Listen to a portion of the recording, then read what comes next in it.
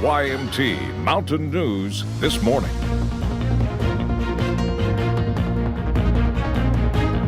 Good morning. The time is 5:31 on October 11th. Happy Friday. I'm Madison Pergram, and thank you for joining Mountain News this morning. So it is a little bit chilly if you're going out this morning to school or to work, so throw on a jacket. But let's go to meteorologist Kelly McShane to see what today's forecast is going to be like. Kelly? Madison, we are waking up a little bit on a chilly note, like you said, so a jacket definitely not a bad idea. But heading throughout this afternoon, we are going to be a little bit on the warm side once again, just like yesterday. But we do have clear skies tonight, a little bit of a cloud cover heading just from our west. That will be making its way towards us here within the next few hours. And we did have clear skies, so a little bit of fog is settling into the mountains. You can see that here on our Whitesburg camera. So just be very careful and take it easy on the roads this morning. And as far as temperatures go, like we said, you may want a light jacket, especially into the Cumberland Valley, or if you do live in a valley region, you may be into those lower 50s, but a few 60s popping up as well. But overall, a little bit of a chilly start to the day. Heading into this afternoon, it will be another nice one, but big changes are on the way to the forecast. I will map those out here in just a little bit. Madison. Thank you, Kelly. Well, State Route 152 was back open in Wayne County this morning after closing for part of last night after a pedestrian was hit by a vehicle.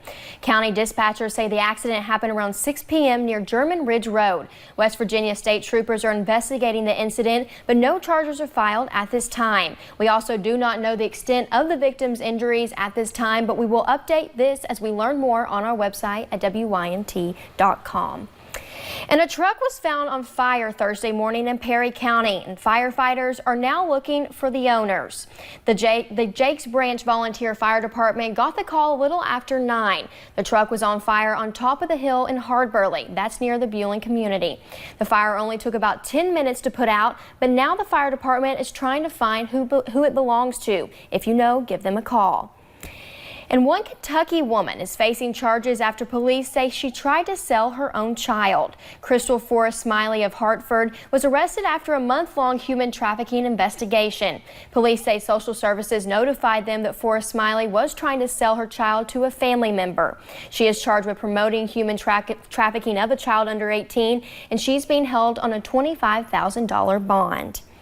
And police say one Harlan County jail employee was arrested last week for bringing drugs into the jail. WYMT's Hannah Reynolds asked officials at the jail about the arrest. An arrest that shook the Harlan County Detention Center. You don't expect your family to do stuff that will make them look bad or make me look bad. You know. It's like a team here. An investigation started back on September 30th into then Harlan County jail employee DeMarcus Williams possibly smuggling drugs into the facility.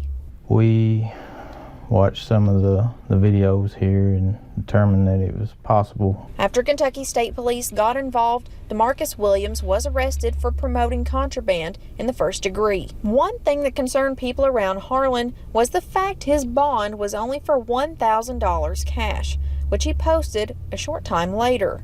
Maybe a $20,000 bond or higher, you know, not just giving him a slap on the back and turning him out free. The bond amount is a mystery to law enforcement and the jail staff we spoke to alike. I have no idea. That's, not left up to me. While a lot of questions surround the case, one thing is for certain. I hate it for their family and, for everybody involved. But like I said, it won't be tolerated, no matter who it is. The drugs taken from Williams' possession could not be identified and were sent for further testing by troopers. In Harlan County, Hannah Reynolds, WYMT Mountain News. Now, Williams was terminated from the jail on October 3rd and will appear in Harlan County Court again on Monday at 1 o'clock. And an armed robber targeted a Paducah hotel, but apparently did not expect the quick-thinking clerk. Paducah police believe the armed man in this video is Corey Phillips. They say he brandished a gun and demanded money at the Country Inn and Suites Monday night. In the video, you see the clerk throws money on the counter. When the robber collects it, he puts down his gun. The clerk then grabs it. The robber, now unarmed, runs away. But moments later, he returns and tries to get the weapon back. The clerk points it at him and he quickly leaves again. Phillips was arrested the following afternoon and he is charged with robbery and receiving stolen property. And one of the happiest days of your life is supposed to be your wedding day, but one Ohio couple's dream day quickly turned into a nightmare this past Saturday, where the couple had to call the police to report being robbed. This is security footage from one Marriott hotel just north of Cincinnati. That police say they captured the aftermath of the incident. The reports detail that the couple says a man ripped 2 necklaces off the bride's neck, worth a combined of $3,500. Did you see any weapons? All we know is the bride here, they came, they grabbed her jewelry, and they ran. Her jewelry? Yeah, like she had lots of expensive. So like a robbery? Yes. You can't see the bride and groom or the reported robbery in this video, but police say they believe the white truck speeding away from the scene is involved. And millions of dollars are being returned to former Eric C. Kahn clients. More than 200 publicize how much money they're getting back, because More than 200 of the men and women who lost their benefits are getting all of that money back. Yesterday marked 3 months to the day since the first ruling from a federal judge ordering the Social Security Administration to give the money back. This is a relief for those who have been on a roller coaster ride for the past 4 years. It's just a huge weight being lifted off of people's shoulders. You know, so many of the con victims have been having to rely on relatives, rely on neighbors just to get basic necessities, a roof over your head, toilet paper, you know, things that you don't want to have to ask someone else for. While it is a weight off their shoulders, Evan and Ned's Pillar Store say these people getting their money back now have to worry about scammers. We'll have more on how to avoid scammers later on Mountain News This Morning, coming up at 6:30. And the Red Cross is helping Hazard families find somewhere to rest their head after the building they lived in collapsed. It happened Thursday afternoon on East Main Street at the old Faulkner's Garage. WYMT's Lacey Roberts was there as the building inspector got a first look at the rubble. Families without anywhere to lay their head. 4 families, 11 people displaced. But then they went back, when he got here and they inspected the apartments, there's only 2 apartments destroyed, so there's only 5 people displaced. Hazard Mayor Happy Mobilini says this was an add-on to the existing building that collapsed. Then our police and fire department, gas department, water were here within 5 minutes. Dan Roll is the Hazard building inspector and says this section had just seen years of wear and tear running its course. The wall, it just suffered from fatigue, probably expansion and contraction, where we're going from real hot, dry time to a cooler time. As the Red Cross comes into town to help the families impacted, the only question remaining is the building safe? This little section here is pretty much independent of the rest of the building. Moments of fright turning into a cleanup operation and a search for a new home for 2 families. In Hazard, Lacey Roberts, WYMT Mountain News. Our media partners at WSGS say Faulkner's moved into that building in 1936. It is not known if anyone was in the building before Faulkner's bought it. In less than 1 week after the start of the fall meet, 3 horses have died after racing at Keeneland. The latest happening during the 5th race on Wednesday. The horse, Triggerman, suffered a catastrophic injury. The jockey was thrown from the thoroughbred and was also injured.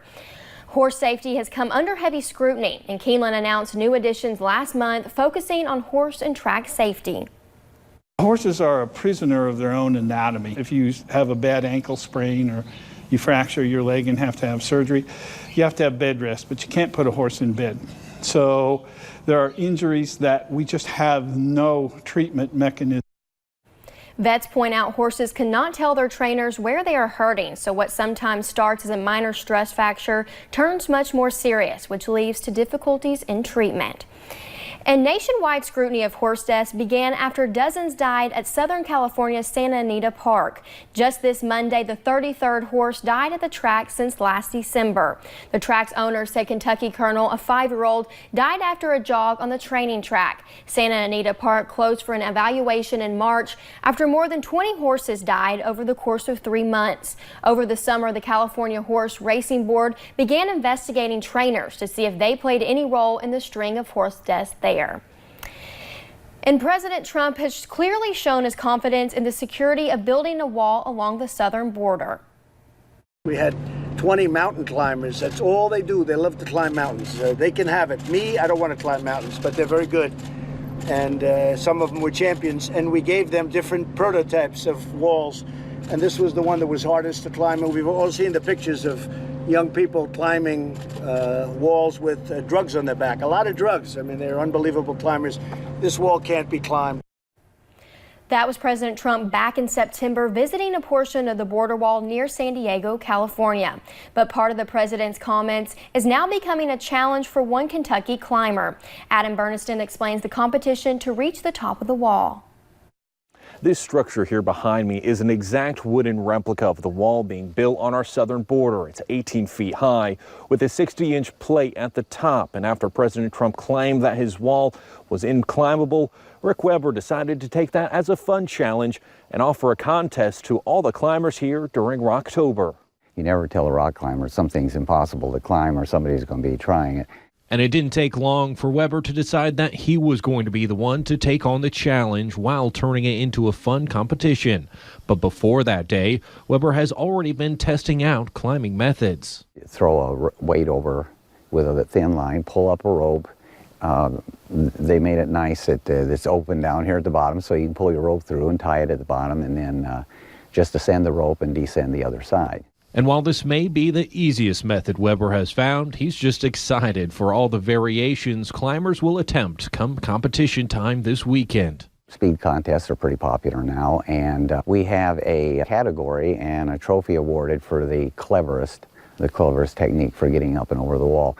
As it turns out, Weber's wall isn't that unscalable. In fact, just a few days ago, he had one of his friends test it out, and they completed it in just 37 seconds while it was raining.